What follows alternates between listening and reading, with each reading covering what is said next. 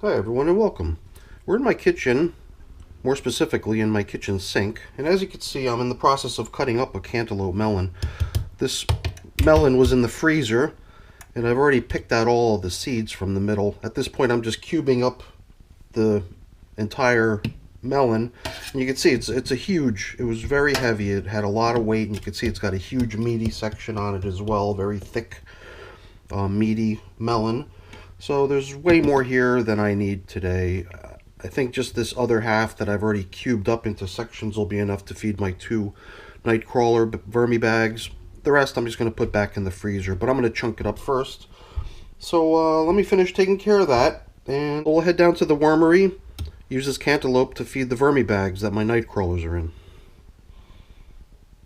So now before I can get over to my Nightcrawlers and bring them over to the bench here to feed them, I guess I'll need to clean up here on the table a bit. There's a couple new bins that I set up a couple nights ago.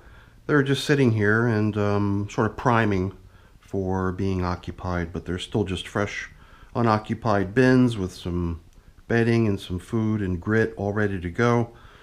And I can just move these aside so we can get to work.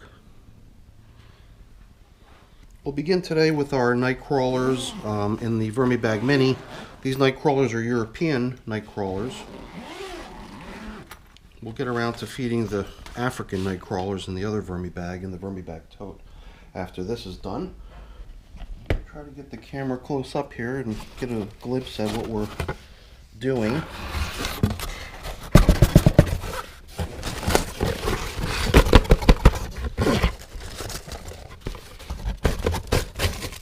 Now, without all those covering sheets of cardboard, we've still got this sort of covering layer of paper. It's got a pretty decent moisture to it. It might sound a little bit crumbly. I'm not sure how it's coming through on the camera, but it's but it doesn't feel like overly dry. It feels like it has a certain moisture content to it. It's been 9 days since this bin was last fed. And now we're starting to get down into some of the remnants of that last feeding.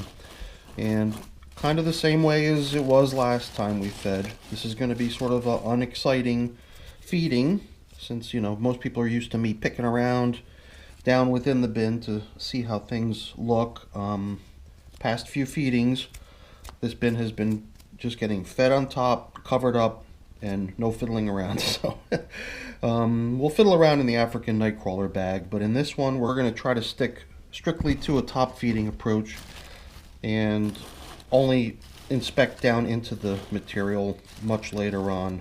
The idea being to see what the results are of not disturbing it. So let's grab some food, cover this thing back up, and let these little guys get back to work. There's a thin layer of bedding. I'm going to use this piece of egg carton to put the food on top of.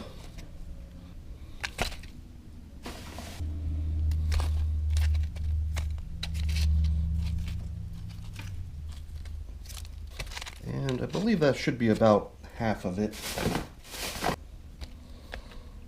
Alright. That should pretty much be the half of it. That looks like a nice generous feeding. I mean, you can see little bits and pieces of the stuff they received 9 days ago, but I can't even tell what that is. And there's no residual odor, nothing like that. But I'm sure that this cantaloupe, as it starts to thaw out, is going to kick off some yummy odors. That's why I'm glad that it's happening in this bin, since it's zipped up. It'll help reduce, hopefully minimize the number of little flying insects that take an interest in the smell and try to come explore. So we're looking pretty good in this VermiBag. We did talk a couple weeks ago about maybe running a time-lapse with a camera peeking in through this window over here on the side. I'm still considering it, but I have a few things that I would need to do first before I could pull that off. So, like I said, the idea hasn't been removed from the table. It's just still being considered on how to be most easily done. All right, let's go feed the African Nightcrawlers over in the VermiBag tote. Wow, what an interesting change of pace. I'm so used to having my hands covered in castings by now after feeding my first bin. But with that whole feeding of the bin on the top surface only, and no digging around in the compost, it leads to a much cleaner glove at the end of the day. But the glove's not going to stay clean for long because these are the African nightcrawlers. Looks like they've got some guests. Here and there I could see a couple little small flying insects as well as some even smaller crawling insects. So luckily it's not at plague proportions, but I'd like to think that the zipper is going to try to help minimize this. So I don't know, I'm not sure what the real story is with that, but it's luckily not too bad. Now here I've got this filter, which typically is my indicator for where the feeding last occurred. It's torn in half because I had recently fed this bin in 2 separate locations, but it appears that the last feeding occurred right down here in the middle where the feeding zone indicator was located. So let's take a quick look to see how the food in this bin is holding up after 9 days. Might give us a better idea as to what really happened over in the VermiBag Mini. But I really just don't want to disturb that bin. Really leave it to start working its way down to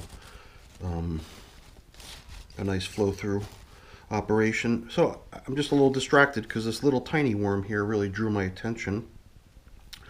You know, these are nightcrawlers, so these are pretty good sized worms. You've probably heard me numerous times in the past react every time I open this bin and I'm like, wow, look at the size of those worms, how cool.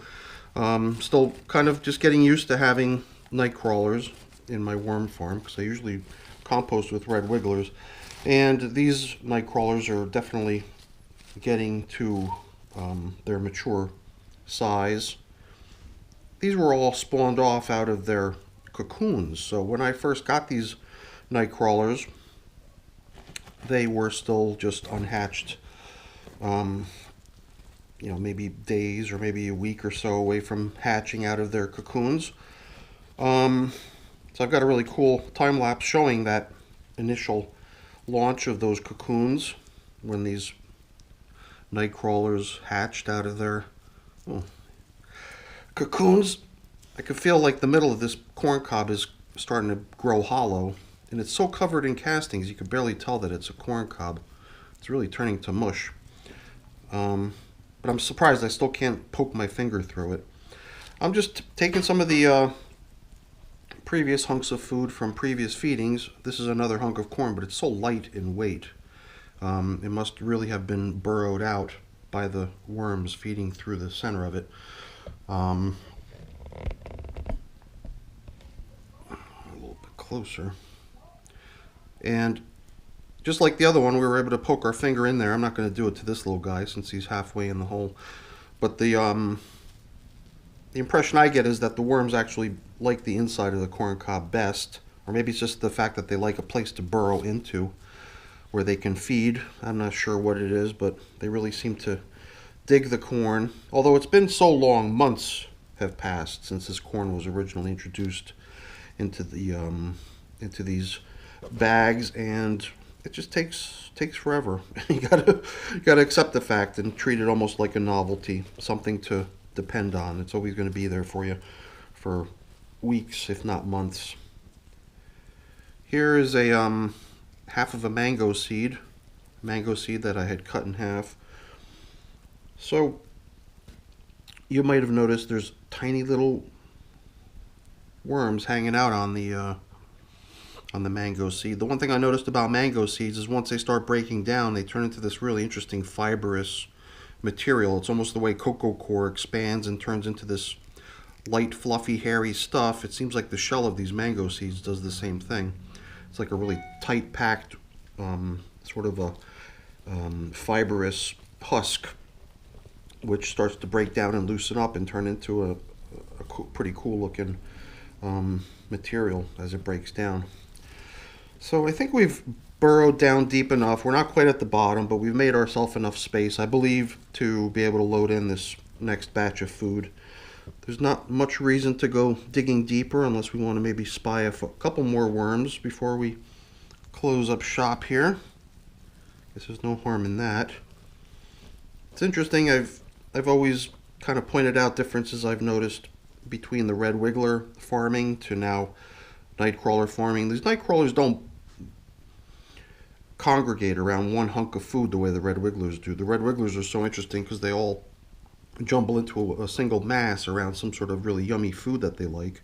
Here, the worms are just all over the place. There's never like a tight concentration of them in any one place, or at least I haven't seen anything like that much with these night crawlers. So that's a distinct behavioral difference that you can tell between the two worms. So one thing I forgot to add last time was the coffee, so we're going to make sure we add it this time. But first, let's do the same we did in the other VermiBag. Is we're going to lay down a little bit of cardboard as the bedding for this feeding. And the remainder of what's left in this bag is all for them, so I'm just going to dump it out. And we've definitely got a nice generous portion here. I'm wondering if the European Nightcrawlers and the VermiBag Mini could have possibly taken a couple more of these, but at this point it's a done deal. The African Nightcrawlers get this feast. Usually they only get the rind of the cantaloupe, usually not the entire melon, but since this one spoiled and rotted away before it could be eaten, the worms are getting it. It's been in my refrigerator for months now, since the summertime, so it's time to feed it and make space for other things in the freezers. So we're just going to start leveling things off here, bringing in all this material that I scooped out of the hole to try to cover up, at least to a certain point, the food. Here's a piece of pineapple from a previous feeding, the corn cobs. So we're almost level here, I believe. Looks pretty good. We'll bring back the newspaper. Since there's no rule that says I can't dig around, I am going to dig around, and it's only because it is a bag and that it's fairly porous material, airs out the bin's moisture a little bit more quickly than in other types of systems. So you really got to be mindful with these highly breathable bags to make sure your material's not drying out.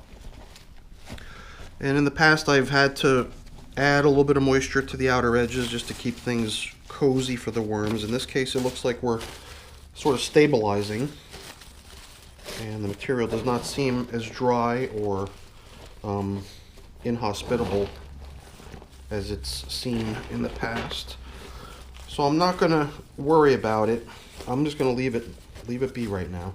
Whatever little bit of it that was kind of dry, I've sort of turned into some of the more moist surrounding material. So I'm going to treat this as a done deal. Once again, we're feeding down the middle. So I'm going to take my feeding zone indicator and position it where I know I fed the last time, so that when I come back here I know where to look for what type of activity is going on here. So I've just got a couple more things to cover up here and clean up, but I won't keep you around for that. That's boring. So let me use this as an opportunity to say thank you. Thanks for sticking around to watch the video. I really appreciate it. I love your company. So if you enjoyed the video, please be sure to give me a thumbs up. That's always really appreciated. And also consider becoming a subscriber to the channel as well. That's much appreciated too. All right, everyone, have a great day. Thanks for watching. Bye-bye.